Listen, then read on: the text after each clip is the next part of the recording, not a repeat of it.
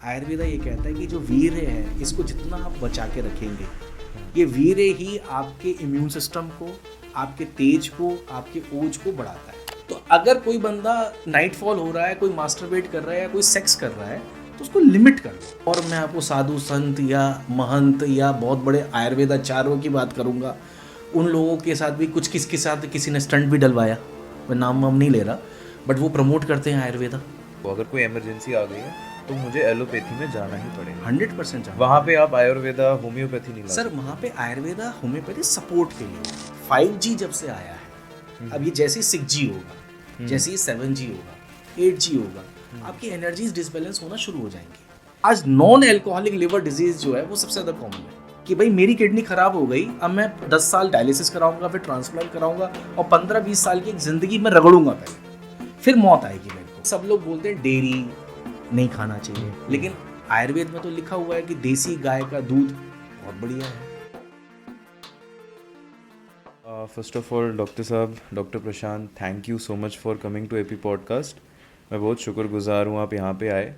Podcast से पहले ही हमने काफ़ी सारी इंटरेस्टिंग स्टोरीज और एनेक्डोट सुने आपसे, तो आई होप ये कन्वर्सेशन बहुत अच्छी होगी and thank you so much for being here. Thank you. Doctor साहब, अगर मैं इस कन्वर्सेशन को स्टार्ट करूं तो मैं जब आपका एक पूरा बायोडेटा देखता हूं कि आप MBBS करके आपने MBBS किया हुआ है, उसके साथ आपने आयुर्वेदा का भी ज्ञान को हासिल किया, तो एक बहुत ही वास्ट टाइप की आपकी नॉलेज है जो मैं समझ सकता हूं, जो एलोपैथी, होम्योपैथी और आपका आयुर्वेदा सबको कवर करती है एक स्पेक्ट्रम में। हम एक ऐसी सोसाइटी में रहते हैं, खासकर जब हम इंडियंस की बात करें, जो बड़ी पोलराइज्ड मानी जाती है जब मेडिकल ट्रीटमेंट्स की बात आती है कि आयुर्वेदा तो आयुर्वेदा, एलोपैथी तो एलोपैथी। ये हमें बीच का समझ नहीं आता है कि हम दोनों को इंटीग्रेट कर भी सकते हैं। काफ़ी सारे रिसर्च पेपर्स इन चीज़ों के बारे में निकल चुके हैं। तो सबसे पहले मैं आपसे पूछना ही यही चाहूँगा, ये सारी पोलराइजेशन को एज अ डॉक्टर जिन्होंने एलोपैथी भी देखी है और आयुर्वेदा भी देखा है, आप कैसे देखते हैं इसे? सर देखिए, मैं इसको मेडिकल प्रोफेशन की जगह पे आप इसको एज अ बिजनेस की तरह सोचिए। अच्छा। मैं आपको ऐसे समझा सकता हूँ। एज अ बिजनेसमैन जब आप किसी बिजनेस को करते हैं तो आपका मोटिव क्या होता है, जो आपका कस्टमर है उसको बेस्ट ऑफ बेस्ट जो उसको मिलना चाहिए वो मिल जाए। अब मेरा कस्टमर कौन है? पेशेंट।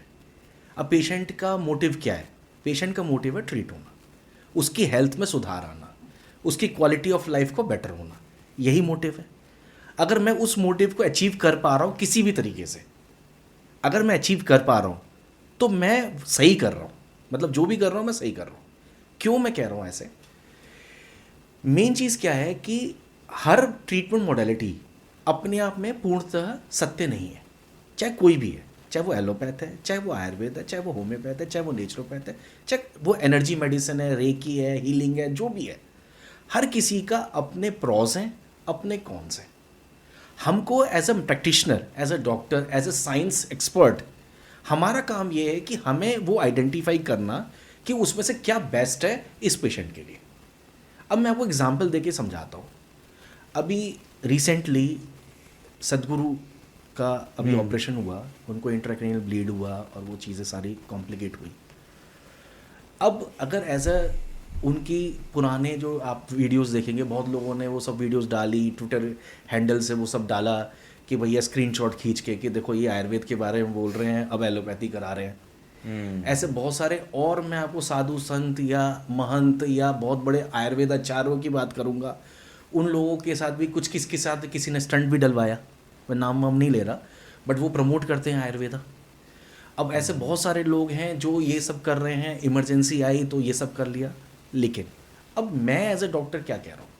मैं एज अ डॉक्टर ये कह रहा हूँ, इमरजेंसी आई तो अपनी एलोपैथी लेके इमरजेंसी सेटल करो पहले। लेकिन इमरजेंसी सेटल होने के बाद ये इमरजेंसी दोबारा ना आए आपकी लाइफ में, उसके लिए आप अपने ट्रीटमेंट को पूरा गाइड करो, जिसमें आपको होम्योपैथी की भी मदद लेनी है, आयुर्वेदा की भी मदद लेनी है, नेचुरोपैथी की मदद लेनी है, वो माइंड बॉडी हीलिंग की भी मदद लेनी है। वो सारे फैक्टर्स को आपको दिखाना है, सोचना है, डाइट को भी रेगुलेट करना है as per nutrigenomics and nutritional epigenetics. अब कंसर्न यहाँ पे यही है कि हमें ये नहीं रूल बनाना कि हमें ये नहीं करना और ये करना है। हमें ये रूल बनाना है उस मोमेंट ऑफ टाइम पे क्या चीज़ मेरे लिए बेटर है, क्या मेरे पेशेंट के लिए बेटर है, वो देना। अब ट्रॉमा पेशेंट आ गया, किसी को रोड साइड एक्सीडेंट हुआ है, और मैं बोलूँ मैं आपको होम्योपैथी दूंगा, मैं बोलूँ आपको मैं नेचुरोपैथी दूंगा, मैं बोलूँ मैं आपको हीलिंग करूंगा, तो ये बेकार की बात है। उस टाइम पे उस बंदे को ब्लीडिंग रोकने के लिए जो चीज़ करनी है, चेस्ट ट्यूब डालनी है, अगर लंग्स में ब्लड भर गया है, उसकी सर्वाइकल स्पाइन को स्टेबलाइज करना है, वो करना पड़ेगा। लेकिन उसके बाद उसकी रिकवरी को बेटर करने के लिए, हीलिंग को बेटर करने के लिए आपने हीलिंग कर दी, आपने आयुर्वेदा दे दिया, आपने उसकी मेडिकल एस्ट्रोलॉजी के अनुसार उसको क्या स्टोन्स बेटर हो सकते हैं जिससे उसकी एनर्जी जो है उसकी बेटर हो जाए, जो यूनिवर्स से उसको एनर्जी मिल रही है। इन सब में क्या दिक्कत है? अगर मैं एक ऐसे हॉस्पिटल को रन कर रहा हूँ जिसमें ये सारी ऑप्शंस ओके हैं, बेटर हैं, पेशेंट के अनुसार, पेशेंट डिसाइड नहीं कर रहा, हम डिसाइड करके उसको दे रहे हैं कि भाई ये तेरे लिए ये समय बेस्ट है। और एक जर्नी है, जिस जर्नी में हम डिसाइड कर रहे हैं, शुरुआत में तो हमने सर्जरी कर दी, उसके बाद उसकी रिकवरी और हीलिंग के लिए आपने आयुर्वेदा और होम्योपैथी को ऐड कर दिया और आप बेटर हो गए। अब मेरी मदर ही है, मैं एग्जांपल आपको देता हूँ। मेरी मदर को 2 बार प्रॉब्लम आई। एक बार मेरी मदर को हुआ ब्रेन स्ट्रोक। अच्छा, मेरे नाड़ी विज्ञान का मेरे को वो नॉलेज है, तो मैं नाड़ी विज्ञान देख के ये पता कर लिया कि मेरी माँ को ब्लीड नहीं हुआ होगा, क्लॉट हुआ होगा। तो मैंने क्या किया, मेरी मदर को 220/160 पीपी पे भी मेंटेन किया, क्योंकि मुझे इंट्राक्रेनियल प्रेशर बढ़ा के रखना था ताकि ब्लड फ्लो मेंटेन रहे। मैंने वही मदर को वो शिरोधारा वो सब किया, और मेरी मदर आज तक बिल्कुल नॉर्मल है, परफेक्ट है, चीज़ें उनकी बढ़िया है। लेकिन दूसरा ही एपिसोड मेरी मदर के साथ हुआ, रोड साइड वो गिर गई, उनको फ्रैक्चर हुआ, और फ्रैक्चर इतना ख़राब हुआ कि उनको ट्रीटमेंट करने में दिक्कत आई। अब उस केस में अगर मैं आयुर्वेदा पे जाऊँगा तो फिर गलत है। तो मैंने उनको इम्प्लांट लगाया जो टाइटेनियम का लगा, और मैंने उनको हीलिंग करने के लिए वो सारी एस्ट्रोलॉजिकली आयुर्वेदा वो जो भी ट्रीटमेंट होते हैं वो मैंने किए। और तो फिर मेरे को ऑर्थोपेडिशियन ने क्या बोला कि डॉक्टर साहब ये तो इतना बढ़िया इम्प्लांट फिट हुआ है ना, जो मुझे उम्मीद ही नहीं थी। क्यों उम्मीद नहीं थी? क्योंकि मेरी माँ की सारी बोन जो है तो ऑस्टियोपोरोटिक थी, ऑस्टियोपोरोसिस हो रखा था, वीक थी बोन मेरी मदर की। तो वीक बोन में इम्प्लांट के सक्सेस होने के चांसेस बहुत कम होते हैं। लेकिन जब हमने ये प्रोसेस किया, हमने सर्जरी के लिए भी वो दिन डिसाइड किया एस्ट्रोलॉजिकली जो उनके लिए बेस्ट हो सकता है, और हमने सर्जरी करा दी। अच्छा, तो ये दिन भी आपने बिल्कुल decide किया? बिल्कुल हमने किया। उस दिन मुझे याद है वो एकादशी का दिन था, हमने डिसाइड किया, उस दिन को ही हमने कराया, तो रिकवरी अच्छी थी। तो आप ये कह रहे हैं कि अगर मुझे इंस्टेंटेनियस रिएक्शन देना है किसी को, अगर कोई इमरजेंसी आ गई है, तो मुझे एलोपैथी में जाना ही पड़ेगा। 100% जाना वहाँ पे आप आयुर्वेदा होम्योपैथी नहीं ला सर, सकते? वहाँ पे आयुर्वेदा होम्योपैथी सपोर्ट के लिए होगी। अच्छा। अब जैसे मैं आपको एग्जांपल देता हूँ, भाई मेरे को एक सीवियर निमोनिया है। अब मैं सीवियर निमोनिया में आईसीयू में वेंटिलेटर पे एडमिट हूँ, मुझे आईवी एंटीबायोटिक चल रही है। अब आईसीयू में ये सबसे बड़ा कॉमनेस्ट प्रॉब्लम है एंटीबायोटिक रेजिस्टेंस, क्योंकि जब आप एंटीबायोटिक लेते हैं तो आपकी बॉडी का इम्यून सिस्टम फिर कमज़ोर होता है और आपका रेजिस्टेंट डेवलप होने लग जाता है। उस टाइम पे अगर आप डाइट प्लान आयुर्वेदा के अनुसार और वो सब चीज़ें क्रिएट कर दें तो कम एंटीबायोटिक में ही पेशेंट ट्रीट हो जाएगा, पेशेंट की रिकवरी बेटर हो जाएगी, पेशेंट की क्वालिटी ऑफ लाइफ बेटर हो जाएगा, पेशेंट वेंटिलेटर से जल्दी निकल के आ जाएगा। अब मैं आपको इसका एग्जाम्पल देता हूँ बड़ा अच्छा सा। मैं जिस हॉस्पिटल में काम करता हूँ, इट्स बैक्सन ग्रुप का एक हॉस्पिटल है, जहाँ पे हम एक इंटीग्रेटेड ट्रीटमेंट जो है उसको समराइज़ करके बैठे हुए हैं। वहाँ पे एक पेशेंट है जो वहाँ की नर्स था, मतलब नर्स है, मेल नर्स है, उसको क्या हुआ, ट्यूबरक्लोसिस हुआ। ट्यूबरक्लोसिस की वजह से क्या हुआ कि उसको चेस्ट में किसी और अस्पताल में वो गया होगा तो उसको वेंटिलेटर पर डाल दिया। वेंटिलेटर में कुछ टाइडल वॉल्यूम बढ़ने की वजह से, उसको बैराट्रोमा होने की वजह से उसका पूरा का पूरा लंग्स में हवा भर गई, और फिर चेस्ट ट्यूब डाल के उसको रखा गया। तो उस कंडीशन में उसकी कंडीशन ऐसी हो गई कि उसको 3-4 हॉस्पिटलों के पास भेजा गया, उसको ब्रोंकोप्लूरल फिस्टुला बन गया, जो कि बहुत सारे डॉक्टर को पता है it's a very difficult to treat. उसमें फिर थोरेक्सिक सर्जरीज, बहुत सारी चीज़ें ऑप्शंस होती हैं, और वो पुअरली फाइनेंशियली पुअर था तो बहुत सारी चीज़ें नहीं कर पाया। इवन बहुत सारे हॉस्पिटल ने उसको रिजेक्ट कर दिया, बिकॉज एक तो ट्यूबरक्लोसिस, एक वो बिल्कुल ही वीक हो चुका था बिकॉज ऑफ डिजीज प्रोसेस और वो सब। तो हमने उस पेशेंट को एडमिट किया और वो इंटीग्रेटिव वैक्सीन्स में इंटीग्रेटिव ट्रीटमेंट किया। 1.5 महीने के बाद उसकी हमने चेस्ट ट्यूब निकाली, उसका पूरा लंग एक्सपेंड हुआ। आज वो बहुत ही अच्छी हेल्दी लाइफ जी रहा है, अपने गांव में बहुत बढ़िया लाइफ जी रहा है। तो इस प्रकार के जो एक्सपीरियंस है, जो एक्सपोजर्स है, वो हमने क्रिएट किए हैं ऑलरेडी, जिससे पेशेंट की क्वालिटी ऑफ लाइफ को बेटर किया है, जो कि उनकी क्वालिटी ऑफ लाइफ कई गुना ख़राब हो सकती थी अगर वो केवल एक ही ट्रीटमेंट मॉडलिटी पे रहते तो।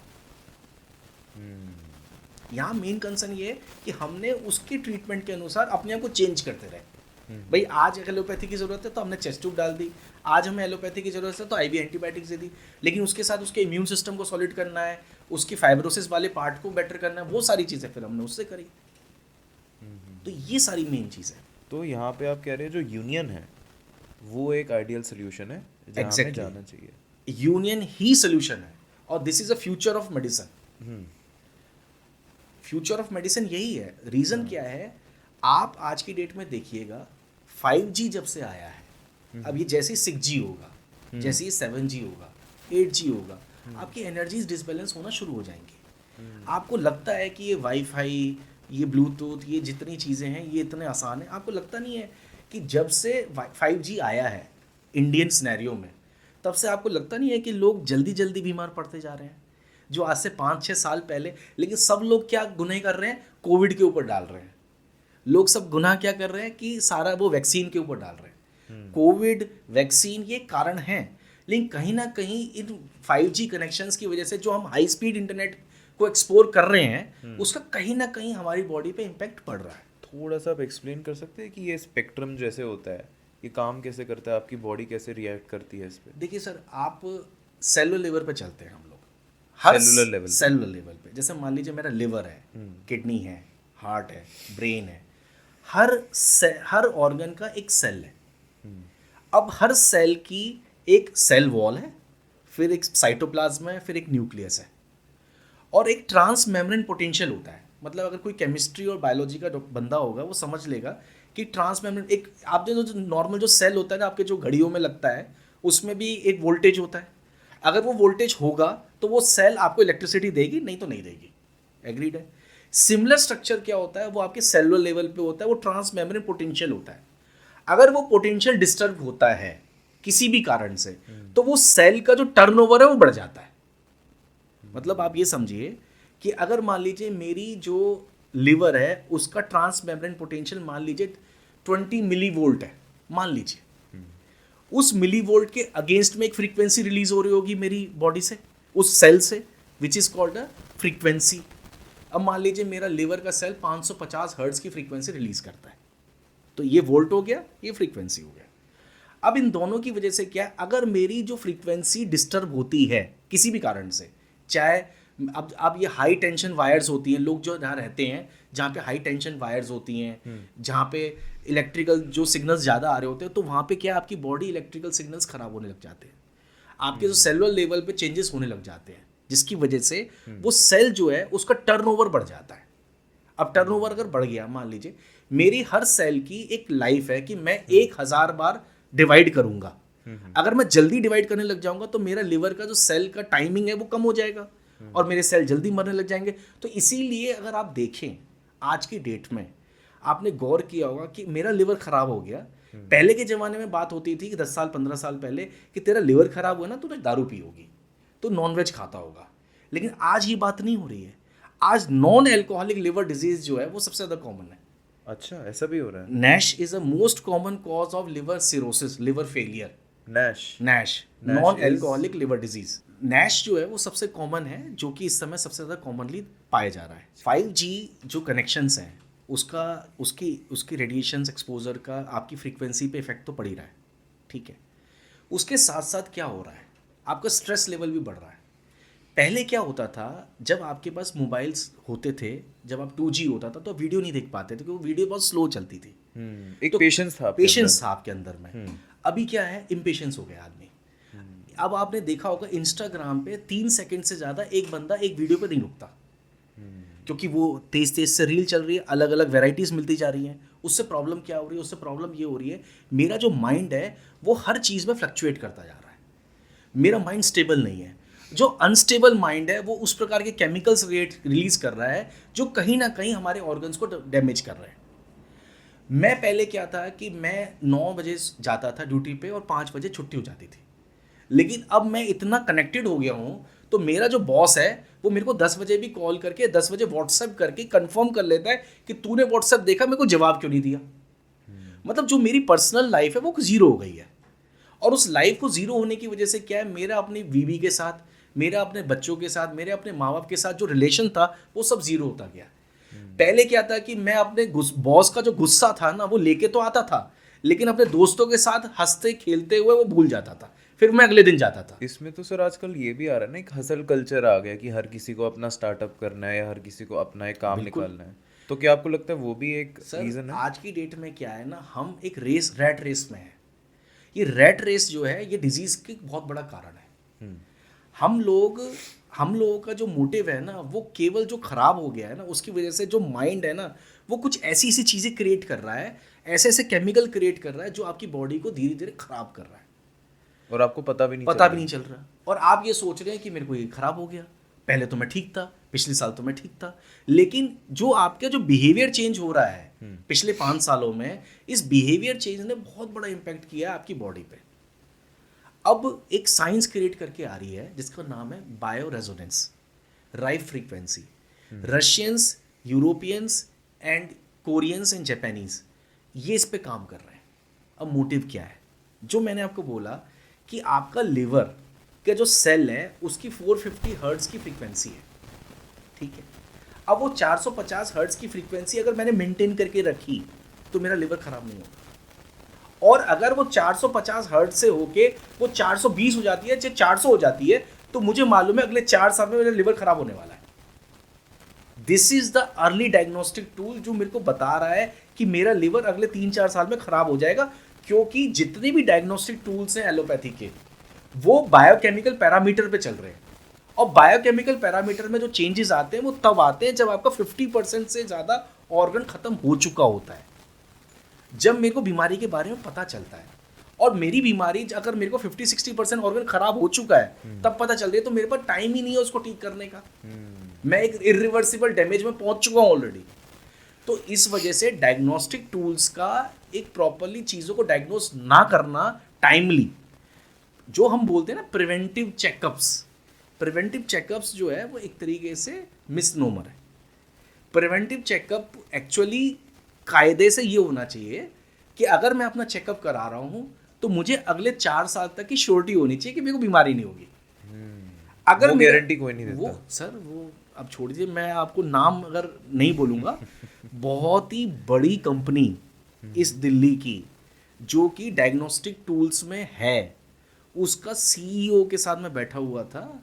उन्होंने एक ही चीज़ बोली थी मेरे को, डॉक्टर साहब मैं एज अ सीईओ मैंने अपना टेस्ट कराया आज से 1.5 साल पहले, आज मेरी किडनी खराब है, 1 साल पहले बिल्कुल ठीक थी। ऐसे कितने केसेस हैं कि मेरे को 3 साल पहले टीएमटी कराया, 3 साल बाद मेरे को हार्ट अटैक हो गया। बहुत सारे डायग्नोस्टिक। तो इसका मतलब ये है कि ये बीमारी तभी बता रही है जब आपको बीमारी हो जाएगी।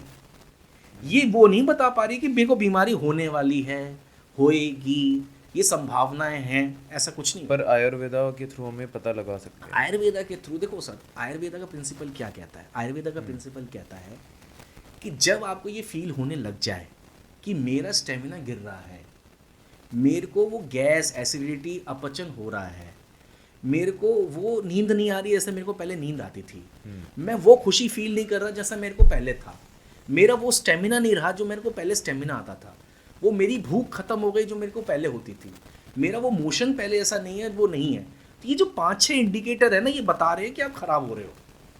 अब ये खराब जो है वो किस डायरेक्शन में जाएगा ये आप नहीं बता पाओगे। ये हो सकता है आपको किडनी फेलियर में ले जाए, ये आपको हो सकता है ब्लड कैंसर में ले जाए, ये आपको हो सकता है ब्रेन स्ट्रोक में ले जाए, ये हो सकता है हार्ट अटैक में ले जाए। लेकिन हम लोग क्या गलती कर रहे हैं, अगर मेरे को गैस बनी तो मैं पेंटोप्रोजोल की टैबलेट खा रहा हूँ, अगर मेरे को कॉन्स्टिपेशन हो गया तो मैं लैक्टोलोज का सिरप पी रहा हूँ, अगर मेरे को नींद नहीं आ रही है तो मैं एल्प्रेक्स की टैबलेट खा रहा हूँ। लेकिन मैं ये नहीं देख रहा कि ये मैं आज से 5 साल पहले मेरे को नींद जो आती थी वो एकदम 5 साल में नींद क्यों नहीं आ रही, उसको मैं ठीक करने की नहीं सोच रहा। और वो नहीं सोचना ही फ्यूचर की डिजीज है। तो ये बेसिकली जो दवाई है, पैरासीटामॉल हो गई, आपकी बेसिक एंटीबायोटिक्स हो गई, ये यूज करके मैं अपनी बीमारी को सप्रेस ही कर रहा हूँ, सप्रेस ही खत्म नहीं कर रहा हूँ। खत्म कहाँ से ये हो फिर जाएगी? जोर से वापस आ सकती जोर से वापस आएगी और अच्छे से आएगी। तो इसी वजह से तो मैंने आपको बोला ना शुरुआत में ही, अगर हम डिजीज को डे 1 पे प्रॉपरली समझें, प्रॉपर डायग्नोज करें और प्रॉपर उस समय ही उसको एक डायरेक्शन में सही ले जाएं, तो मैं कभी बीमार का इमरजेंसी आएगी क्यों भाई? जब तक रोड साइड एक्सीडेंट ना हो जाए, मेरा एक्सीडेंट ना हो जाए तो मुझे बीमारी क्यों आएगी? What is the reason of disease. पहले के ज़माने में जब बीमार जो लोग थे, वो मौत उनको रात को सोते तो सुबह तक वो चले गए बाबा जी। क्यों चले गए? क्योंकि वो समय पूरा हो गया। आज समय पूरा नहीं हो रहा, आज मैं बीमार हो रहा हूँ और 15-20 साल में रगड़ रहा हूँ पहले, मरने से पहले। आप इस चीज़ को समझ रहे हैं कि भाई मेरी किडनी खराब हो गई, अब मैं 10 साल डायलिसिस कराऊंगा, फिर ट्रांसप्लांट कराऊंगा और 15-20 साल की एक ज़िंदगी में रगड़ूंगा पहले, फिर मौत आएगी मेरे को। तो you are not a big supporter of transplants? नहीं नहीं, आई एम नॉट अ, देखिए मैं आपको दोबारा रिपीट करता हूँ, मैं किसी चीज़ का ना तो सपोर्टर हूँ ना किसी के अगेंस्ट में हूँ। मैं सपोर्टर हूँ एक ही चीज़ का, पेशेंट के इलाज का, पेशेंट की क्वालिटी ऑफ लाइफ का। मैं ना तो ये कह रहा कि एलोपैथी ख़राब है, ना मैं ये कह रहा आयुर्वेदा बहुत बढ़िया है, ना मैं ये कह रहा होम्योपैथी बहुत ही अच्छी है। ऐसा कुछ नहीं है। हर चीज़ के अपने अपने फ्लॉज एंड कॉन्स हैं। आपको, मैं आपसे पूछता हूँ एक चीज़, हाँ। कि भाई ठीक है आपको ट्रांसप्लांट के लिए बोल दिया गया है, अगर आपके पास कोई आयुर्वेदा में या होम्योपैथी में, अब प्रॉब्लम पता है कहाँ है? आयुर्वेदा होम्योपैथी लोग जो प्रैक्टिस कर रहे हैं वो गिमिक क्रिएट करके प्रैक्टिस कर रहे हैं। ये भी एक बहुत बड़ा ख़राब है कि भाई मैं मार्केटिंग टूल को यूज़ करके अपने आप को प्रमोट कर रहा हूँ कि मैं आपकी किडनी ठीक कर दूंगा, मैं आपके डायलिसिस से आपको बचा दूंगा, अगर आप डायलिसिस पे आपकी तुरंत किडनी ठीक हो जाएगी। ये सब मिथ है, ऐसा होता ही नहीं है। डायलिसिस से आप बच जाएंगे, डायलिसिस से वापस आ जाएंगे, वो डिपेंड करता है कि आपकी किडनी का स्ट्रक्चर कैसा है। अगर किडनी आपकी श्रिंक नहीं करी है, आपकी किडनी का साइज़ ठीक है, यूरिन आउटपुट ठीक आ रहा है और आपका 3-4 क्रिएटिनिन के करीब है। सर जैसे ना आपने एक बड़ा इंटरेस्टिंग पॉइंट बताया कि हम लोगों का धीरे धीरे पेशेंस लेवल कम होता जा रहा है। इसमें एक बड़ी इंटरेस्टिंग चीज़ निकल के आती है, ब्लिंकिट, जोमेटो, स्विगी। ये ऐप्स ऐसे बनते जा रहे हैं कि 20 मिनट में मिनिमम आपके पास, नहीं सॉरी मैक्सिमम आपके पास खाना डिलीवर हो रहा है। ब्लिंकिट तो आपको 7 से 8 मिनट में डिलीवरी दे रहा है। तो कॉन्स्टेंटली जो फास्ट ट्रैक प्रोसेस हो रहा है ना कि आपको खाना ऐसे मिल जाएगा, मन चाही डिश आपकी, तो क्या वो भी हमें कहीं ना कहीं सबकॉन्शियसली इम्पैक्ट कर रहा है एक नेगेटिव वे में? देखिए, अगर आप चाइना में चले जाइए, हम चाइना को बोलते तो हैं कि वो बहुत ही ख़राब खाना खाते हैं, नॉन वेज खाते हैं, कच्चा मांस खा जाते हैं, कुछ भी खा लेते हैं। लेकिन हमने जापान से अगर कुछ चीज़ सीखें जो हमारे आयुर्वेद का प्रिंसिपल कहता है, भाई शाम होने के बाद खाना खाना is a, you are creating your own disease. Reason क्या है? आप अगर ऑब्जर्व करें, जितने भी जानवरों को आप देखें, जितने भी जानवर कभी भी आपको ये नहीं दिखेगा कि वो सुबह उठेगा प्रातःकाल और सुबह उठते ही वो सब खाना पीना स्टार्ट कर देगा, और जैसे ही शाम आएगी उसका कुछ भी खाना बंद हो जाएगा सब कुछ, और वे they go into the sleepy mode. गांव में भी आपको याद है कि पहले के टाइम पे गांव में भी यही होता था कि गांव में क्या है, 10-7-8 बज गए क्योंकि लाइट नहीं होती थी। अब करें क्या? जब मोबाइल आ गया अब प्रॉब्लम हो गई ना, अब रात को सो नहीं पा रहा आदमी। लेकिन वहाँ पे प्रॉब्लम क्या थी? 7 बज गए अब सो जाओ भैया, सुबह 4 बजे उठ जाएंगे। अब 4 बजे उठेंगे तो आदमी ब्रेकफास्ट फिर 7 बजे कर ही लेगा, तो हैवी ब्रेकफास्ट होता था। और जब 7 बजे सोना है तो आदमी 6 बजे तो खाएगा ही खाना। अब ब्लिंकिट, जोमेटो और स्विगी ये क्या कर रहे हैं? ये एक आपकी हेल्थ स्ट्रक्चर को ख़राब कर रहे हैं। अब मैं ऐसे मान लो, चलो मैं ही हूँ, मैं भी ऐसा नहीं कह रहा मैं दूध का धुला हुआ हूँ, कभी कभार हमारा भी मन करता है। लेकिन अगर मेरे पास स्विगी जोमेटो है या ये है या ब्लिंकिट है, तो अगर मैंने आइसक्रीम मंगा ली तो मुझे 11 बजे भी मिल जाएगी। लेकिन एज अ हेल्थ वो ख़राब है। अगर ये ऑप्शन ना होता तो मैं चुपचाप तो सो जाता बिना खाए, क्योंकि ऑप्शन ही नहीं है। अब ऑप्शन होने की वजह से आप वो सारी चीज़ें अवेल कर रहे हो। दूसरी चीज़ क्या है कि आपका क्या है कि आप हर चीज़ को प्लान नहीं कर रहे हो। आप भी ये देख रहे हो कि जब ये ऑप्शन है तो तुरंत मंगा देंगे, तुरंत आ जाएगा। तो कहीं ना कहीं ये सारी चीज़ों के फ़ायदे हैं, लेकिन इन सब चीज़ों के नुकसान भी बहुत है।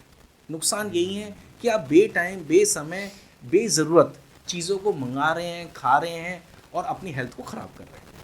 और ऐसा भी बहुत सारी रिपोर्ट्स ने माना है कि ये जो एप्स है फ्यूचर में जाके ये आपका एक खाने पीने का जो लाइफस्टाइल है वो डोमिनेट कर लेगी, कि कहीं ना कहीं आपके दिन का एक मील तो इनके थ्रू आ ही रहा होगा। सर 100% है। और ये जो कल्चर है ना, ये जो क्रिएट हो रहा है, ये अच्छा कल्चर नहीं है। क्यों नहीं है? देखिए सर, आप अपनी हेल्थ के लिए तो सोच सकते हैं। जो जोमेटो पे जो क्लाउड किचन है वो नहीं सोचेगा सर आपके लिए, पहली चीज़। अब प्रिंसिपल क्या कहता है? सिद्धांत कहता है, अब आप लोग ये सोचेंगे, मैं आपको जो जो बोलूँगा आपको लगेगा कि यार ये तो सब पहले से करते थे, अब क्यों है ऐसा। देखिए, आपने मार्केट में ये सब सुना होगा, रॉ फूड डाइट, वीगन, हाँ बिल्कुल। ठीक है, ये सब सुन रहे हैं, no no carb day. No carb, फिर इंटरमिटेंट फास्टिंग, ये सब कहानियाँ हैं। अब कंसर्न क्या है? कंसर्न ये है कि हम क्या करें, किस तरह से खाएं, क्या नहीं खाना चाहिए, क्यों नहीं खाना चाहिए, वो सब चीज़ें पे है। अब लोग कहते हैं कि रॉ फूड, रॉ कच्चा खाना खाएंगे तो आप बिल्कुल स्वस्थ हो जाएंगे, लेकिन मैं आपको ऐसे ऐसे लोग दिखा दूँ, ऐसी ट्राइब्स दिखा दूंगा, वो ट्राइब केवल केवल जानवर का खून पीती है बस, और कम से कम 100 से 150 साल की एज उनके पास है। ऐसे लोग दिखा दूंगा जो बोलते हैं कार्ब नहीं खाना, तो ऐसे लोग दिखा दूंगा जो समुद्र की किनारे पे जो स्टार्च पैदा होता है ना, उसी को खा के जीते हैं, केवल कार्बोहाइड्रेट ही खा रहे हैं, और वो भी 100 साल और 150 साल के करीब जी रहे हैं। ऐसी ट्राइब्स हैं जिनको कुछ खाने पीने के लिए सब्जियां वब्जियां कहीं नहीं है, वो जानवर को मारते हैं, या जो जानवर ने मार लिया उसको जो बचा हुआ है कच्चा वो खा रहे हैं, और वो भी जी रहे हैं। इसका मतलब क्या है कि बीमारी जो है वो खाने में नहीं है, बीमारी है खाने को प्रोसेस करने में, खाने में वो सारी चीज़ें डालने में जो आपकी बॉडी का पार्ट नहीं होना चाहिए, जो आप डाल रहे हैं। मेन चीज़ यहाँ पे ये है, खाना खाना नॉनवेज गलत नहीं है, खाना आपका वेजिटेरियन गलत नहीं है, कार्बोहाइड्रेट गलत नहीं है, खाना है आपका स्ट्रेस गलत है, जो आप खाना फीड कर रहे हैं गलत गलत, सोच गलत है, हम दूसरों के साथ जो कपट कर रहे हैं वो गलत है, हम बिहेवियर गलत कर रहे हैं। पहले के ज़माने में हमारे जो दादा परदादा क्या बोलते थे, वो ये बोलते थे कि कभी भी किसी के बारे में नेगेटिव थॉट मत रखा कर यार, क्योंकि नेगेटिव थॉट रखोगे ना तो भगवान खुश नहीं होते हैं। अब ये सब चीज़ों में क्या है, इस चीज़ों को आराम से सोचें तो क्या है कि वो बंदा जिसके अगेंस्ट में नेगेटिव थॉट आप क्रिएट कर रहे हैं, वो तो आपकी माइंड को ख़राब कर रहा है ना, आपको डिजीज प्रोसेस की तरफ ले जा रहा है। अब हम क्या है, सोच प्रोसेसिंग, जो खाने को हम प्रोसेस कर रहे हैं खराब, वो सारी चीज़ें गलत है। अब जैसे मान लीजिए आप वीट खाते हैं, जैसे मान लीजिए आप नॉनवेज खाते हैं, जैसे मान लीजिए आप दूध पीते हैं, अब आप तीनों चीज़ों के लिए सब लोग मना कर रहे हैं। आज से 15-20 साल पहले सब लोग खाते थे ये, तो अब क्यों मना कर रहे हैं भाई? आदमी तो पहले भी था, आपके दादा ने ही खाए हैं सब चीज़ें, नॉनवेज दबा के खाया है। मे बी प्योरिटी की वजह से कि इतनी प्योर चीज़ें नहीं है आज के टाइम में। ये मेन चीज़ है यहाँ पे, प्रोसेस जो उसकी ग्रोथ है वो मेन है, और फिर उसको बनाने का तरीका मेन है। पहले क्या होता था, पहले जो भी नॉनवेज आप खाते थे वो सब ग्रो नेचुरली होता था, वो अपना घूम रहा है, फिर रहा है, उसको पता नहीं होता था कल उसको मार दिया जाएगा, वो अपना एंजॉय कर रहा है, मतलब उसकी लाइफ में कोई परेशानी है ही नहीं, he is enjoying his life, और वो नॉर्मली अपना ग्रो हो रहा है। और फिर एक दिन आया उसको काट दिया, उसे पता ही नहीं चला।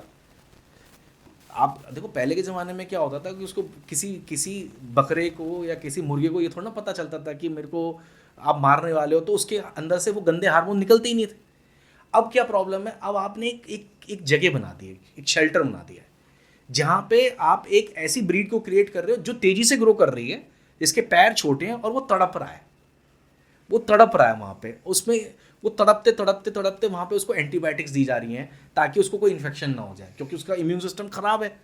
उसको एंटीबायोटिक दे के, एंटी फंगल दे के आप उसके इन्फेक्शन के होने के चांसेस को कम कर रहे हैं, ताकि बाकी के जितने भी जो वहाँ पे जो जीव जंतु हैं वो मरे ना। ये एंटीबायोटिक कहीं ना कहीं आपकी बॉडी में भी एंटर कर रहे हैं उनके थ्रू, और कहीं ना कहीं जो वो जीवन जी रहे हैं स्ट्रेस वाला, बिहेवियर वाला, वो सारे केमिकल्स को आप अपनी बॉडी में इनहेल खा रहे हैं, और ये जो खा रहे हैं यही कहीं ना कहीं आपकी बॉडी की हेल्थ को डिटेरियोरेट करने का कारण है, पहली चीज़। दूसरी चीज़, अब आप सोचें कि सब लोग बोलते हैं डेयरी नहीं खाना चाहिए, वीगन, लेकिन आयुर्वेद में तो लिखा हुआ है कि देसी गाय का दूध बहुत बढ़िया है। लेकिन अब वो डेफिनेशन ऑफ देसी गाय दूध वो कौन है? देसी गाय पहले होती थी जो चरती थी, जो घूमती फिरती थी, टहलती थी, अपना चारा खाया, अपना हर्ब्स खाई, हर्ब्स खा के उसके दूध में वो हर्ब्स के इफेक्ट आ गया और वो आपकी बॉडी को मिलता था। लेकिन वो अब सिनेरियो ख़त्म हो गया, वो आप एक जगह पे रखते हैं। आज की डेट में जितनी भी कंपनियां हैं बड़ी बड़ी, वो जो दूध प्रोक्योर कर रही हैं वो क्या करती हैं, दूध को पहले डिवाइड कर देंगी 3 पार्ट में, अगर ज़्यादा आ गया पाउडर बना देंगी, मिल्क पाउडर, फैट अलग कर देंगी, ये दोनों चीज़ अलग हो गई। अब जब दूध की डिमांड हो जाती है इन सबको मिला के वो दूध बना देते हैं आपको, और आपको वो एक तरीके से मैनिपुलेटेड मिल्क है ये, अब आप वैसे कहें तो दूध बिल्कुल प्योर है, लेकिन मैनिपुलेशंस है। जो प्राइमरी नेचुरली जो दूध था वो नहीं है ये। इसी प्रकार से जो आप खाना खा रहे हैं, जो नमकीन्स खा रहे हैं, अब नमकीनों में क्या है, फ्लेवर्स हैं, प्रिजर्वेटिव्स हैं, केमिकल्स हैं, और वो रिफाइंड ऑयल्स हैं। अब आप राइस ब्राइन ऑयल खाते हैं, आप कॉटन सीड ऑयल खाते हैं, आप ये सारे जितने भी ऑयल से खाते हैं, जो कि कार्डियक प्रॉब्लम, पाम ऑयल है जो कार्डियक प्रॉब्लम को क्रिएट करने का सबसे बड़ा कारण है। अच्छा। ये जितने भी फ्लेवर्स हैं, जितने भी एनहांसर्स हैं, ये सारे हार्मोन्स को रिप्लेस कर रहे हैं आपकी बॉडी से। इसी वजह से आप देखेंगे कि जो लड़कियां हैं 10-10, 11-11 साल की एज पे ही उसको वो मेंस्ट्रुअल साइकिल स्टार्ट हो जा रही है, और अर्ली मेंस्ट्रुअल साइकिल बंद हो रही है, पोस्ट मेनोपॉजल सिम्टम्स बहुत ज़्यादा हो रहे हैं।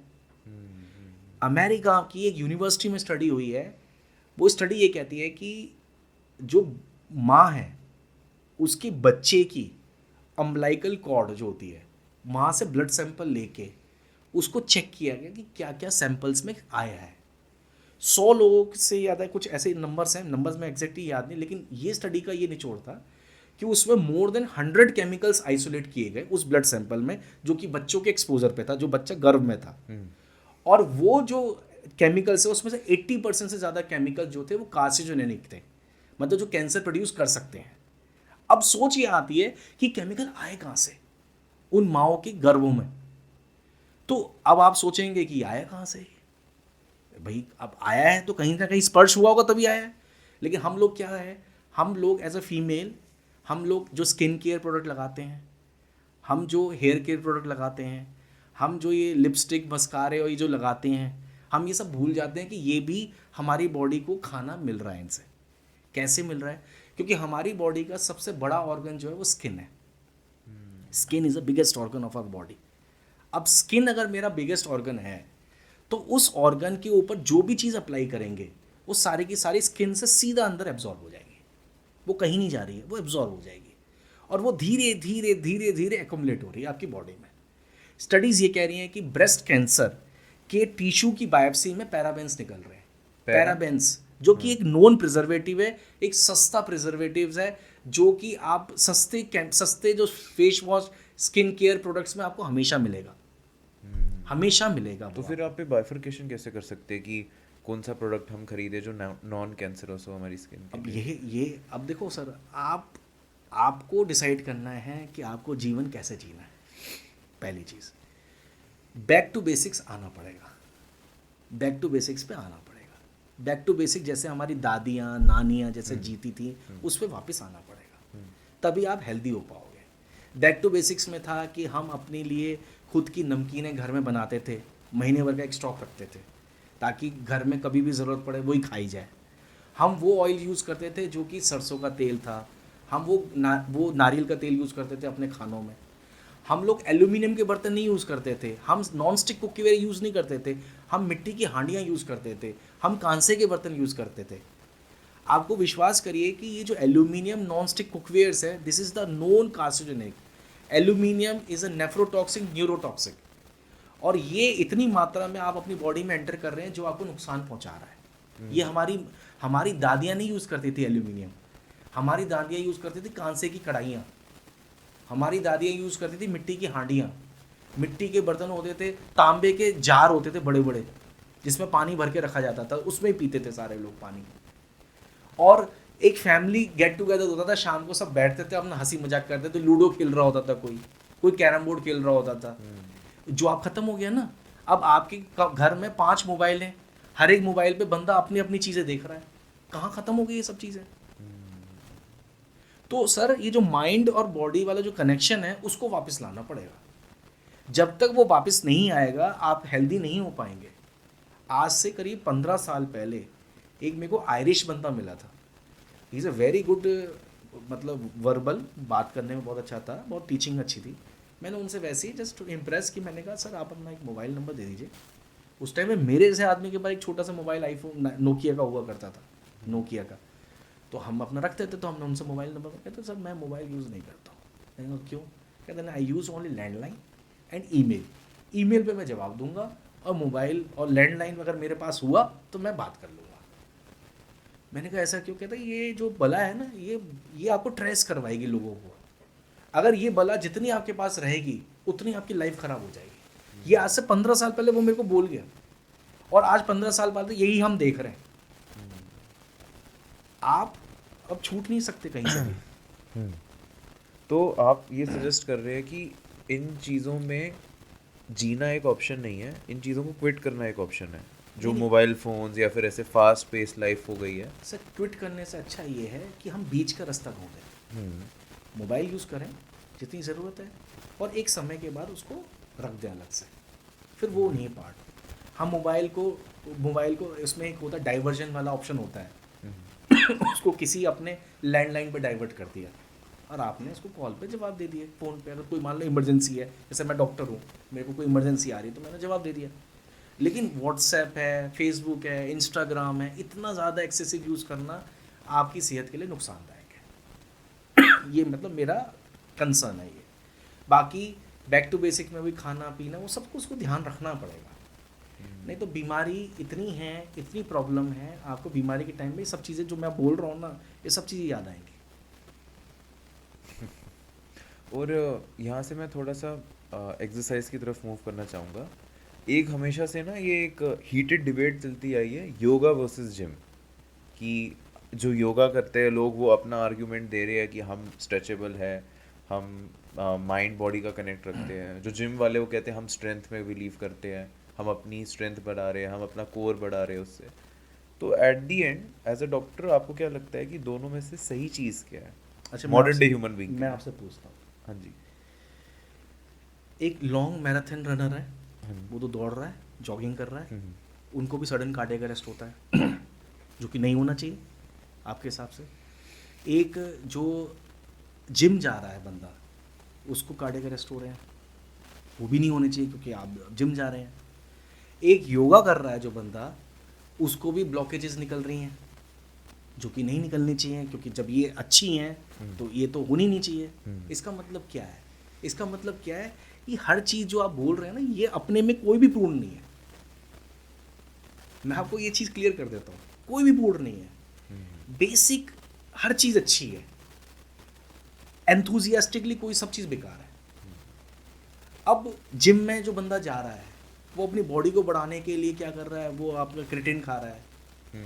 अब बहुत ऐसे एक्टर हैं, वो क्रिएटिन, वे प्रोटीन, उन सबको प्रमोट भी कर रहे हैं, लेकिन क्रिएटिन के साथ मैंने किडनी फेलियर होते हुए देखे हैं। क्रिएटिन क्या करता है, आप समझ रहे हैं क्रिएटिन क्या कर रहा है? क्रिएटिन आपकी जो मसल्स हैं उसके क्रिएटिनिन को रिप्लेस कर रहा है, और क्रिएटिन की खास चीज़ क्या है कि वाटर मॉलिक्यूल को अपनी तरफ खींचता है, तो आपकी जो मसल्स है वो फूल जाती है, तो आपको लगता है कि मेरी मसल्स बढ़ गई बहुत अच्छे से, बट वो बेसिकली पानी है। वो पानी है, वो जान नहीं है आप में, सॉलिड नहीं हो आप। सर मैं आपको जो back to basic word use किया हूँ ना, वो ही काम करेगा। बैक टू बेसिक्स में क्या है, हम नॉर्मल अपनी फिजिकल एक्सरसाइज करें, नॉर्मली अपने खान पान को ध्यान रखें। अब मैं थोड़ा सा और चीज़ों पे आ रहा हूँ, जो कि बहुत सारे लोग इसके मेरे अगेंस्ट में हो सकते हैं, लेकिन मैं बोलना चाहूँगा ये सारी चीज़ें भी। आयुर्वेद के प्रिंसिपल से बात कर रहा हूँ मैं। हम लोग अपनी हेल्थ को बढ़ाने में, अपनी पहलवानी को बढ़ाने में, मसल्स को बढ़ाने में सब पे काम कर रहे हैं, लेकिन पुराने ज़माने के जितने भी पहलवान हुआ करते थे, वो एक चीज़ की बात करते थे हमेशा, जो आज का पहलवान करता ही नहीं है।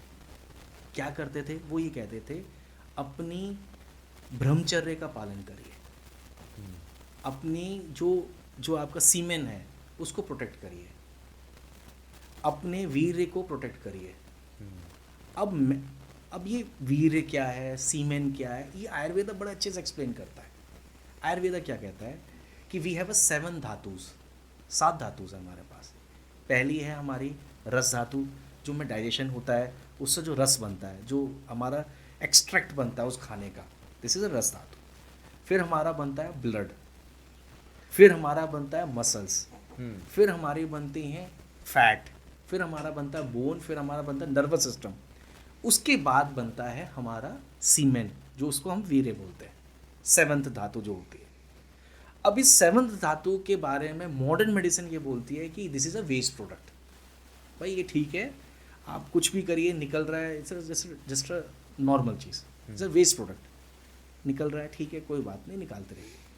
लेकिन आयुर्वेदा ऐसा नहीं बोलता है। आयुर्वेदा ये कहता है कि जो वीर्य है इसको जितना आप बचा के रखेंगे, ये वीर्य ही आपके इम्यून सिस्टम को, आपके तेज को, आपके ओज को बढ़ाता है।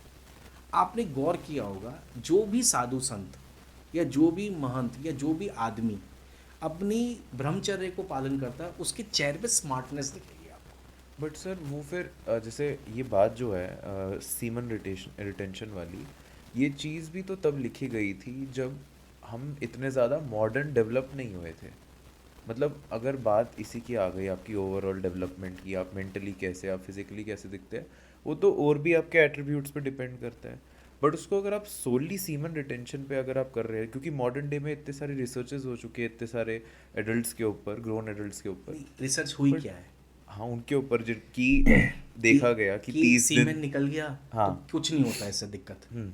ठीक है, आप देखो स्टडीज़ क्या है, स्टडी का प्रोटोकॉल क्या होना चाहिए, मैं आपसे समझता हूँ, मैं आपसे पूछता हूँ जी। कि मान लीजिए आपने एक चीज़ कही कि ये बिस्किट जो है ये आपकी बॉडी को ना एकदम सॉलिड कर देगी। एक बिस्किट आपने बनाई, अब आप कह रहे हैं ये, या आपने कहा है कि ये बिस्किट आपको सॉलिड कर देगी, प्रूफ नहीं है। अब प्रूफ कैसे करोगे सर? प्रूफ का तरीका ये है कि 100 लोग होंगे सेम एज ग्रुप के और 100 लोग होंगे सेम एज ग्रुप के, दोनों मतलब 200 लोग सेम एज ग्रुप के होंगे, ठीक है, दोनों को कोई बीमारी नहीं होगी, कुछ नहीं होगा, दोनों नॉर्मल होंगे। एक 100 लोगों को हम देंगे बिस्किट खाने को एक पर्टिकुलर क्वांटिटी में, और एक 100 लोगों को हम बिस्किट नहीं देंगे, उसको नॉर्मल जो खाना देते हैं वो दोनों का कॉमन होगा, बिस्किट इसमें होगी इसमें नहीं होगी। हम फिर साल भर बाद देखेंगे कि बिस्किट खाने वाले ग्रुप में कितना इंप्रूवमेंट आया। यही तरीका है, और तो कोई तरीका नहीं है। अब वो इंप्रूवमेंट जो दिखेगा हमें, वो बताएगा कि आपकी बिस्किट में जान है या नहीं है। बेकार की बातें नहीं करनी। अब मैं आपसे ये प्रश्न कर रहा हूँ, स्टडी किस पे हुई है? स्टडी ये हुई है कि जो सीमेन निकाल रहे हैं उनको क्या दिक्कत आई, यही हुई है ना। लेकिन मैं आपसे ये पूछता हूँ कि 100 लोग सीमेन निकाल रहे हैं, 100 लोग नहीं निकाल रहे, इस पे स्टडी करो ना कि उनकी हेल्थ में क्या बेटर आया, उनकी लाइफ में क्या बेटर आया, उनके आईक्यू लेवल में क्या बेटर आया, उनकी सोच में क्या बेटर आया, उनके जो विल पावर में, उनकी stress level, stress taking capacity में क्या बेटर बट आया। फिर एट द एंड आपका नाइटफॉल भी तो होगा। ऐसा आप नहीं अपने है सेक्सुअल थॉट्स को कहाँ रोक सकते हैं? सर, ऐसा नहीं है, ऐसा नहीं है। It's a practice. मैं देखो, मैं ये नहीं कह रहा, देखो आप मेरी बात समझो। मैंने आज आपको बोल दिया पिज़्ज़ा खाना गलत है, अच्छा। तो क्या पिज़्ज़ा छोड़ दिया किसी ने? नहीं। मैं इतना कह रहा हूँ कि पिज़्ज़ा कम खा लो। तो अगर कोई बंदा नाइट फॉल हो रहा है, कोई मास्टरबेट कर रहा है या कोई सेक्स कर रहा है, तो उसको लिमिट कर लो। मतलब मेरा कंसर्न ये है कि जीवन को अगर क्वालिटी ऑफ लाइफ को बेटर करना है, क्वालिटी ऑफ लाइफ को, तो आपको इसको भी रेगुलेट करना पड़ेगा। अब जो रोज रोज कर रहे हैं, दिन में 3-3 बार कर रहे हैं, वो तो फिर अपनी अपनी खुद की कब्रिस्तान क्रिएट कर रहे हैं। आप इसको इस तरीके से समझिए सर। ये जो महामारियां जो आती है ना सर, महामारियां जो आती हैं, और महामारियों में जो जवान बच्चे या जवान लोगों को दिक्कतें होती हैं, वो कहीं ना कहीं उनकी लाइफस्टाइल और वो सब चीज़ें खराब होती है, तभी होती है। तो क्या आप यहाँ पे सेक्स को भी बोल रहे कि सेक्स भी खराब है? मैंने किसी को चीज़ को नहीं खराब नहीं नहीं, बोला। मतलब एज सच कि मैंने, देखो मेरी बात हाँ, समझो, क्योंकि इजैकुलेशन दोनों में हो रहा है ना, इसलिए मैंने पूछा आपसे। किसी भी चीज़ को कोई भी खराब नहीं है। अच्छा। लिमिट में हर चीज़ सही है। अगर आप जितना ज़्यादा उसको बेटर रोक सकते हैं, उतना आपके लिए बेटर है।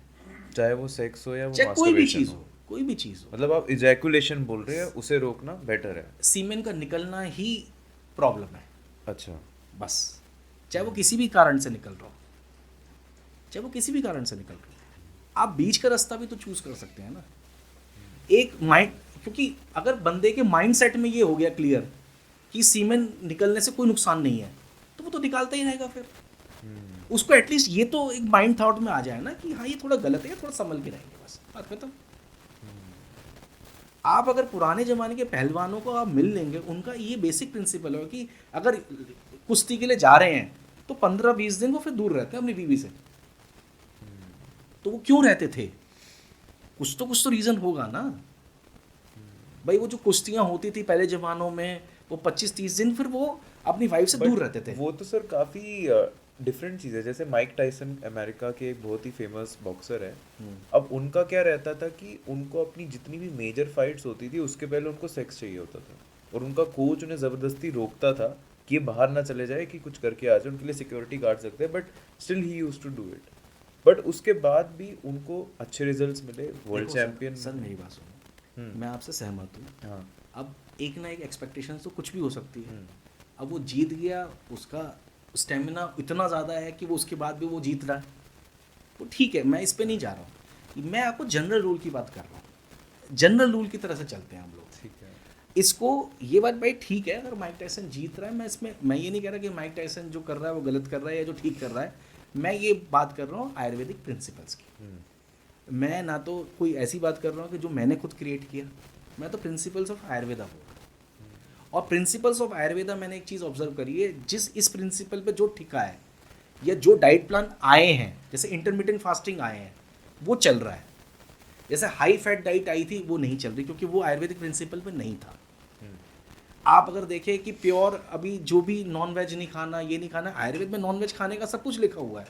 ये भी लिखा हुआ है कि कौन सा नॉन वेज कब खाना है, क्या खाना है, कैसे खाना है, किस नॉन वेज से क्या नुकसान है, क्या फ़ायदा, सब कुछ लिखा हुआ है। लेकिन यहाँ पे जब चीज़ें वो नॉन वेज के लिए वो अच्छा बुरा लिख सकता है, तो वो सब चीज़ों के लिए लिखेगा। अच्छा, ये प्रिंसिपल्स हैं, नेचर के प्रिंसिपल्स हैं। उस नेचर के प्रिंसिपल्स में जो चीज़ जैसी फिट होती है वो होगी। और मैं ये नहीं कह रहा कि वो तो देखो पर्सनल, हर चीज़ हर बंदे की अपनी पर्सनल चॉइस है, ये तो आपकी इच्छा है। बट कंसर्न बस इतना ही है कि जितना हो सके उतना बेहतर है। तो फिर ओवरऑल वो वाली डिबेट का तो हमारा आंसर आया नहीं, योगा वर्सेस जिम वाली जो थी, उसका आपने कंक्लूजन नहीं बताया कि क्या कंक्लूजन है उसका। देखिए फिज़िकल मैंने फिज़िकल चीज़ें अच्छी हैं, ठीक है। लेकिन एक बेसिक अमाउंट में की जाए वो बढ़िया है। लेकिन उसके साथ साथ मेंटल मतलब मेंटल एक्सरसाइज भी बहुत ज़रूरी है। मेंटल एक्सरसाइज में मेडिटेशंस हैं, आपकी अपनी सेल्फ हीलिंग है, वो बहुत ज़रूरी है। क्योंकि आज की डेट में फिजिकल एक्टिविटी से ज़्यादा आपको मेंटल स्ट्रेस बहुत ज़्यादा है। तो योगा में केवल अगर आप फिजिकल एक्टिविटी पे बात कर रहे हैं, या आप जिम में केवल फिजिकल एक्टिविटी पे बात कर रहे हैं, तो उसके साथ अगर आप मेंटल एक्टिविटी पे भी कुछ काम करें, मेडिटेशंस पे काम करें, वो बेटर हो जाएगा कॉम्बिनेशन। क्योंकि जब पूरे दिन आप स्ट्रेस में जब हैं, उस स्ट्रेस को आप कहीं ना कहीं अपनी मेंटल रिलैक्सेशन से ही बेटर कर सकते हैं। तो ये मेरा मेन कंसर्न है, जिसमें मैं योगा को भी ख़राब नहीं कह रहा, मैं जिम को भी नहीं ख़राब कह रहा, दोनों ठीक है। लेकिन इसके साथ ये ऐड कर दें तो दोनों पूर्ण है। योगा में होता है, मेडिटेशन होती है, सब कुछ होता है, वो चीज़ों को इसमें ऐड कर लेगा जिम में, तो दोनों चीज़ें बढ़िया हैं। मेन चीज़ क्या है कि फिजिकल स्ट्रेंथ के साथ साथ मेंटल स्ट्रेंथ डेवलप करना भी बहुत ज़रूरी है। और जैसे मैंने आपसे पॉडकास्ट से पहले भी पूछा था कि मेडिकल एस्ट्रोलॉजी एक चीज़ है जो कि ना सिर्फ इंडिया में, एक्चुअली रोमन और ग्रीस जो कि फॉरेन लैंड्स हैं, वहाँ पे भी ये चीज़ फॉलो होती थी। इवन आपने खुद बताया कि आपके मदर का जब सर्जरी था तो आपने सब कुछ चेक करके आपने एक डेट डिसाइड किया और आप उस दिन आपने प्रोसीड किया। क्या आज के मॉडर्न साइंस में एज अ डॉक्टर आप अभी भी सजेस्ट करते हैं पेशेंट्स को to go through this way? क्योंकि कहीं ना कहीं आपने आयुर्वेदा पढ़ा है, पर आपकी जो एक बेसिक डिग्री है वो एमबीबीएस की है, जो एक मॉडर्न डे साइंस के ऊपर डिपेंडेड है। सर मैं आपसे एक छोटी सी बात पूछता हूँ, एस्ट्रोलॉजी, मेडिकल एस्ट्रोलॉजी क्या फ़ायदा करेगी वो तो चलो डिबेटेबल है, क्या नुकसान करेगी वो भी डिबेटेबल है। लेकिन ये सब लोग पता है कि पहले के ज़माने में जो राजा महाराजा जितने भी बड़े बड़े शासक हुए हैं, वो शाम के टाइम में कुछ राग, कुछ म्यूज़िक सुना करते थे। इसमें कोई डिबेट नहीं है, सुना करते थे वो। उस म्यूज़िक और उस राग का मोटिव क्या था? वो फ्रीक्वेंसी देना जो आपकी बॉडी को हील करेगी। मान लीजिए लीवर की 456 हर्ट्ज़ की फ्रीक्वेंसी है, तो आपका तानपुरा 456 हर्ट्ज़ दे देगा, तो आपका लिवर रीजनरेट होने लग गया। आप आराम से लेटे हुए हैं, एक बंदा कोई डांस कर रहा है, उधर तबला बज रहा है, उधर तानपुरा बज रहा है, और आप अपने आप को हील कर रहे हैं। अब ये हीलिंग जो मैकेनिज्म था, ये कहीं ना कहीं एस्ट्रोलॉजिकली कनेक्टेड है।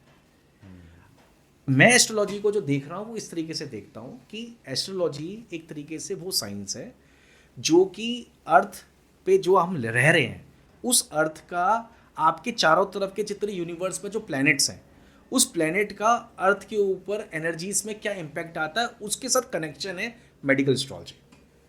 इसका एग्जांपल मैं आपको दे देता हूँ कि जब अमावस्या और पूर्णिमा आती है, आप जितने भी साइकेट्रिस्ट से बात करेंगे, साइकेट्रिस्ट क्या बोलेंगे कि अमावस्या पूर्णिमा जब भी आती है, ये जितने भी साइकेट्रिक पेशेंट हैं सब पागल हो जाते हैं। सब मतलब अजीबोगरीब हरकतें करने रहते हैं, वो दिन ऐसा होता है। क्यों होता है? और स्पेशली वो वाला जब फुल मून से आप नो मून की तरफ जा रहे होते हैं, कृष्ण पक्ष जिसको बोलते हैं हम लोग, उस डिक्लाइनिंग मोड में ये जो मेंटल वाले जो पेशेंट्स हैं ये और खराब होने लग जाते हैं। क्यों खराब होने लगते हैं? मतलब जो साइकेट्रिक पेशेंट्स हैं, अच्छा। क्यों खराब होने लगते हैं? क्योंकि इसमें मून बहुत बड़ा रोल प्ले करता है इनकी हेल्थ में। जिनका मून का जो इम्पैक्ट है, मून जिनका खराब है, वो उन लोगों को जैसे ही ये कृष्ण पक्ष आता है उनकी हेल्थ खराब होने लग जाती है। तो मून का इम्पैक्ट आया, और ये साइकेट्रिस्ट से मेरी बात हुई है, उन्होंने खुद एडमिट किया है कि हाँ ये अमावस्या और ये पूर्णिमा में दिक्कतें आती हैं। इसके अलावा जब आप देखें कि जब समुद्र में जब आप ज्वार भाटा आता है फुल मून और नो मून में, आप देखते हैं कि पूरा पानी ऊपर उठ उठ के आता है। इसका मतलब क्या है कि जो मून है उसका इफेक्ट उस वाटर लेवल, सी लेवल पे है, जो कि आपका, जिसकी वजह से वो उठ रहा है। अब जब इतना बड़ा सी, जब उसका पानी इतना ऊपर नीचे हो सकता है, तो आपकी बॉडी में जो फ्लूइड है उस पर नहीं फर्क पड़ेगा? आप बताइए, पड़ेगा कि नहीं पड़ेगा? और जो ज़ोडिएक साइंस वाटर वाले जैसे पाइसेस, वो तो उनके ऊपर ज़्यादा पड़ेगा। ज़्यादा पड़ेगा। अब मेन चीज़ ये है कि हम ये सब चीज़ें भूल जा रहे हैं। क्यों भूल जा रहे हैं? क्योंकि देखिए, आप एक चीज़ समझिए, ब्रह्मांड हमारा घर है। बिल्कुल। हम गलत खोजते हैं, ये मेरा घर जो है, मेरा ये नंबर फलाना फलाना नंबर, ये मेरा घर है। ऐसा नहीं है। ब्रह्मांड इज माई हाउस। क्यों मैं कह रहा हूँ? क्योंकि जितने ब्रह्मांड में जो भी चीज़ें हैं, सबका मेरी बॉडी के ऊपर इम्पैक्ट है। अब मेरे ब्रह्मांड में कोई मीटोराइट जो है गिरेगा अगर अर्थ के ऊपर, तो मेरे को इम्पैक्ट करेगा। कोई भी चीज़ अगर होगी इस यूनिवर्स में, उसका मेरी बॉडी पे इम्पैक्ट पड़ेगा। इसको मैं छोटे से एग्जाम्पल से आपको समझा सकता हूँ। आपकी फैमिली मेंबर हैं, आपकी वाइफ है, आप हैं, आपके बच्चे हैं, आपका फादर हैं, आपके मदर हैं, आपका भाई है, आपकी बहन। अब ये जितने भी सारे लोग हैं, इसमें से एक बंदा अगर आपके अगेंस्ट में चला जाए किसी भी कारण से, तो आपका जीना खराब नहीं हो जाएगा? क्यों हो जाएगा? क्योंकि वो आपके अगेंस्ट में षड्यंत्र लड़ रहा है, एनर्जी खराब कर रहा है आपकी। क्योंकि वो मेरी लाइफ में मैटर कर रहा है।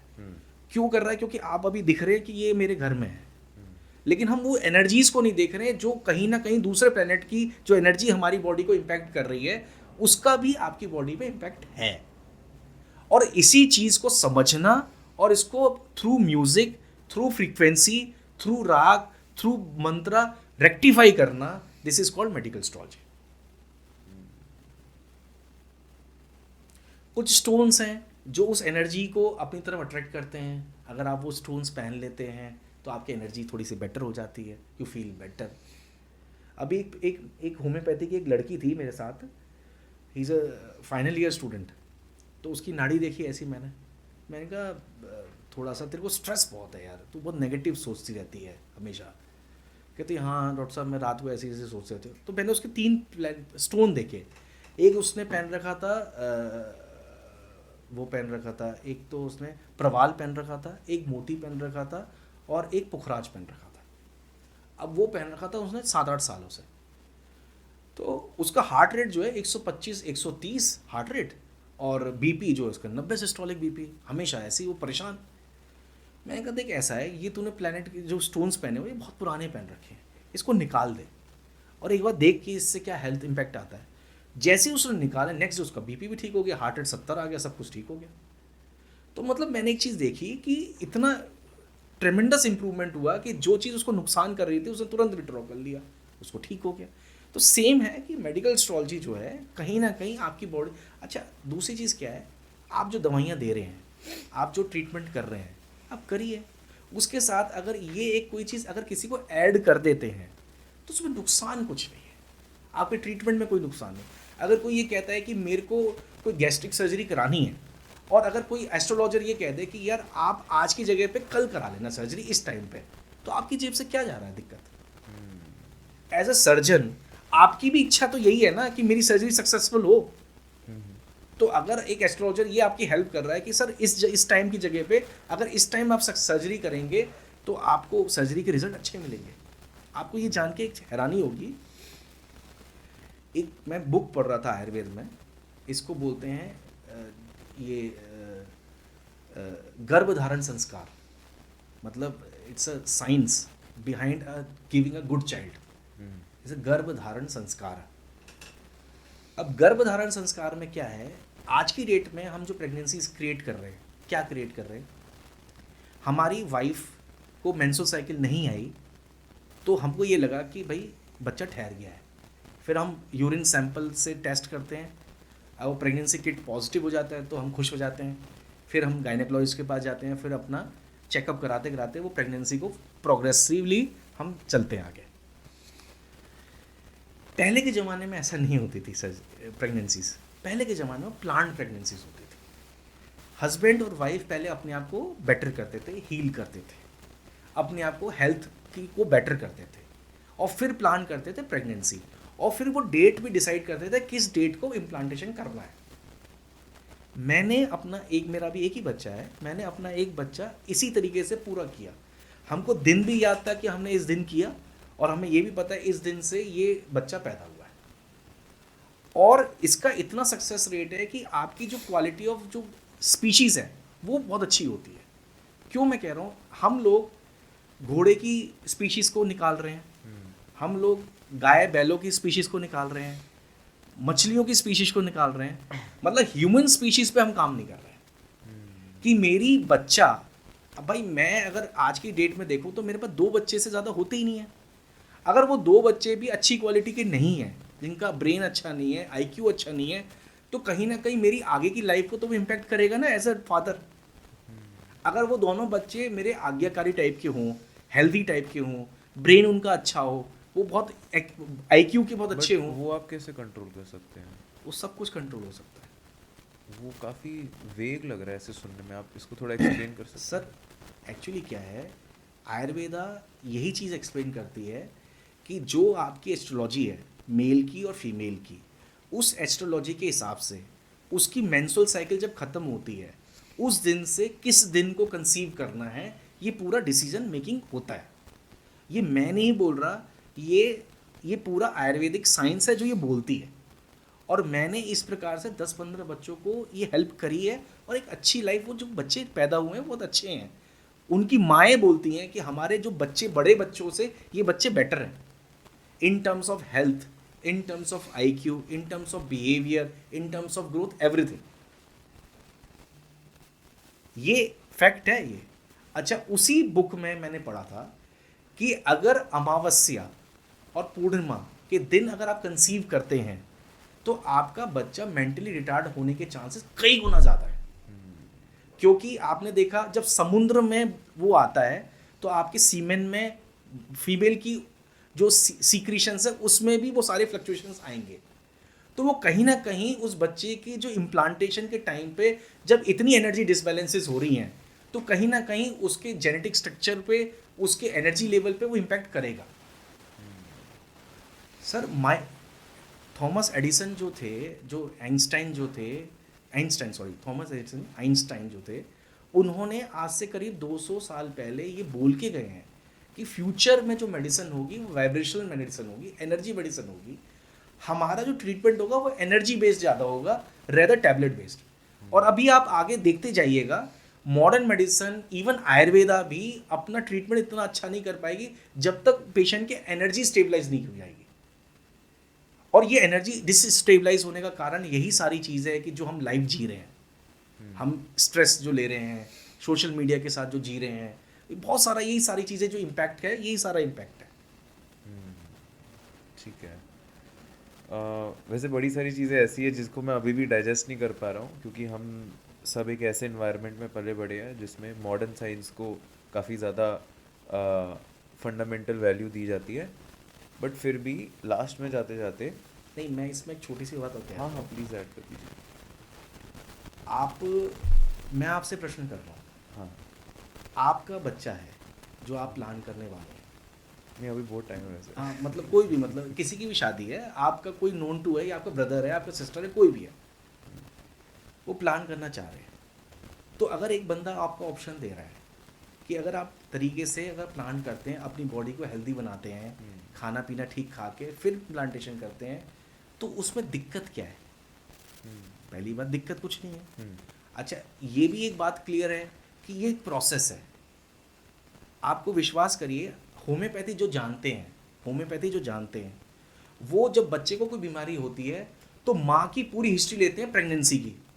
क्यों लेते हैं? वो ये मानते हैं कि प्रेगनेंसी में जो माँ का बिहेवियर हुआ है, माँ को जो स्ट्रेस हुआ है, माँ का जो थॉट प्रोसेस क्रिएट हुआ है, इम्प्लांटेशन के टाइम पे माँ ने जो सोचा है वैसा थॉट प्रोसेस वो बच्चे में डिजीज प्रोसेस का कारण है। ये होम्योपैथी कह रही है, ये जो साइंस है होम्योपैथी की। अब बट सर वही ना, वही फिर वेगनेस आ जाती है यहाँ पे। अब जैसे कोई मदर है, वो एक ऐसे प्रोफेशन में है जिसमें उनको एडवर्सिटी देखनी है। कोई आर्मी में हो सकती है, कोई डॉक्टर हो सकती है, मेजर सर्जरीज करनी है, कोई जर्नलिस्ट हो सकती है। अब इनका तो जॉब ही ऐसा है कि इन्हें एडवर्स चीज़ें वो सारी रियल लाइफ देखनी है, but still they want to carry forward the person. Sir देखिए, तो वहाँ आप कंट्रोल नहीं कर सकते नहीं ना नहीं ये सब। वहाँ पे भी कर सकते हैं आप। एडवर्स कंडीशन जो होती है, एडवर्स कंडीशन जिसकी लाइफ में ये सब है वो उसकी नॉर्मल पार्ट है लाइफ का, वो आपके लिए एडवर्स है। ठीक है भाई जो एनकाउंटर कर रहा है एक लेडी, हाँ। वो उसके लिए प्रॉब्लम नहीं है, उसको तो रोज मारना है एक को। आपके लिए बहुत बड़ा काम है। अगर मैं किसी का गला काट के कोई ट्रेक्योस्टमी कर रहा हूँ या किसी की चेस्ट ट्यूब डाल के कुछ कर रहा हूँ तो ये आपके लिए डर है, मेरे लिए नहीं डर है। पहली बात तो एक चीज़ क्लियर कर लीजिए, वो एडवर्स कंडीशन जो है वो एडवर्स कंडीशन उसके लिए नहीं है, हमारे लिए है। क्योंकि हम ये देख रहे हैं कि उसके लिए, क्योंकि वो उसकी लाइफ का एक पार्ट है। मेरा कंसर्न बस इतना ही है, जब हम इस प्रकार के काम कर रहे हैं, प्रेगनेंसीज, इम्प्लांटेशंस, तो हमारे को जितना पीस ऑफ माइंड मिल सकता है उतना बेहतर रहेगा, quality of child better generate होगा, इतना ही है।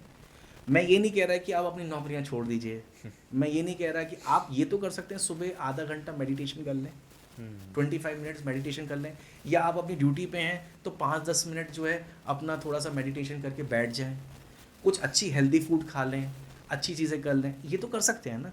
क्योंकि ये चीज़ क्लियर है कि जो आप सोचेंगे, जो आप बिहेवियर करेंगे, उसका इम्पैक्ट आपके बच्चे पर पड़ेगा। क्योंकि जो बच्चा आपके अंदर है उसका वो केमिकलों के साथ वो तालमेल आएगा जो आपके ब्रेन से निकल रहे हैं, क्योंकि वो अल्टीमेटली आपकी बॉडी का पार्ट है। तो यही मैं बोल रहा हूँ कि जब आपकी बॉडी में डिजीज क्रिएट हो सकता है ब्रेन से, तो आपकी ब्रेन से आपके बच्चे की हेल्थ को भी खराब हो सकती है। ये चीज समझने की है, इसको डायग्नोस नहीं कर सकते, और इसको बरतने से अच्छा ये है कि इसको मानना ही समझदारी है, और इसमें कोई नुकसान नहीं है। मतलब हम ये भी नहीं कह रहे कि किसी का नुकसान हो रहा है इसमें। तो डॉक्टर साहब उसी के साथ एंड अगर इस कन्वर्सेशन को करना हो, तो जैसे हमने इस कन्वर्सेशन में कई बार डिस्कस किया कि कैसे फास्ट पेस्ड लाइफ हो चुकी है, और जैसे आज की जो जनरेशन उसे जेन जी बोला जाता है, तो आने वाले टाइम में ये चीज़ें और ज़्यादा फास्ट पेस होने वाली है। तो उसमें अगर आपको एक पीस ऑफ एडवाइस देना हो, क्या होगा वो पीस ऑफ एडवाइस? सर एक ही लाइन है, back to basics with modernisation. With modernisation? With modernisation वो कैसे हो सकता है? बिल्कुल हो सकता है, बिल्कुल हो सकता है। भाई आज आप पॉडकास्ट कर रहे हैं, आपको खाना खाना है। अब आपके पास दो अप्रोच है। एक अप्रोच है कि आपने खाना सुबह बनवा लिया, उसको अब ठंडा है, उसको माइक्रोवेव में गर्म करके फिर खा लीजिए। दूसरा तरीका ये है कि मैं अभी सब कुछ रखा हुआ, अभी मैं चढ़ा दूंगा, धीमे धीमे वो खाना बनता रहेगा, तब मैं फिर आके खा लूँगा। ये अप्रोच है। अब ये अप्रोच को चेंज करना पड़ेगा। सेम बिहेवियर है, सेम स्ट्रेस है, तो ये सब पॉसिबल है।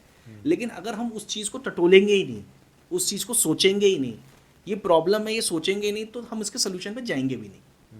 नहीं तो सर बीमारियां रेडी बैठी हुई हैं आने के लिए, हॉस्पिटल बढ़ते जा रहे हैं, एक एक करके नए नए हॉस्पिटल क्रिएट हो रहे हैं, और कोई भी हॉस्पिटल आपको खाली नहीं मिलेगा। ये भी आप समझ लीजिए। आज से 5 साल पहले जितनी हॉस्पिटल की ऑक्यूपेंसी थी उससे कई गुना ऑक्यूपेंसी बढ़ चुकी है। इसका मतलब ये नहीं कि पॉपुलेशन बढ़ रही है, इसका मतलब ये कि पॉपुलेशन की जो परसेंटेज है जो अनहेल्दी है वो बढ़ती जा रही है, और ये बहुत बड़ी प्रॉब्लम होने वाली है आगे। ये मेडिकल इंडस्ट्री में बहुत प्रॉब्लम आने वाली है, क्योंकि एक डॉक्टर जो है एक पेशेंट को ज़्यादा टाइम नहीं दे पाएगा, और कहीं ना कहीं जब तक आप उस पेशेंट की रूट कॉज को नहीं क्रिएट करेंगे, उसकी इमरजेंसीज आनी है, उसको बार बार प्रॉब्लम आनी है, सबको दिक्कतें आती रहेंगी फिर। तो मॉडर्नाइजेशन में दिक्कत नहीं है, आपको मॉडर्नाइजेशन अच्छी है, सब कुछ अच्छा है, लेकिन बेसिक्स रूल्स को भी फॉलो करना ज़रूरी है। आप अच्छे घर में रहिए, अच्छा रखिए, एसी चलाइए, लेकिन अपने माँ बाप की रेस्पेक्ट करिए, ये भी ज़रूरी है। तो मॉडर्नाइजेशन, आप पॉडकास्ट करिए, आप ट्विटर करिए, इंस्टाग्राम करिए, लेकिन अपने फादर मदर की रेस्पेक्ट करिए, ये भी ज़रूरी है। तो with back to basics with modernisation ये बेस्ट अप्रोच है। आई गेस मेरी तरफ से भी इतनी बातें थी जो मैं आपसे करना चाहता था। काफ़ी सारी चीज़ें सुनने को मिली, काफ़ी सारी चीज़ों पे अभी भी डिबेट हो सकती है काफ़ी टाइम तक, बट ओवरऑल काफ़ी एंगेजिंग कन्वर्सेशन थी। आई होप आपको मज़ा आया हो इस कन्वर्सेशन में, and it was a pleasure hosting you. Thank thank you you. For being here.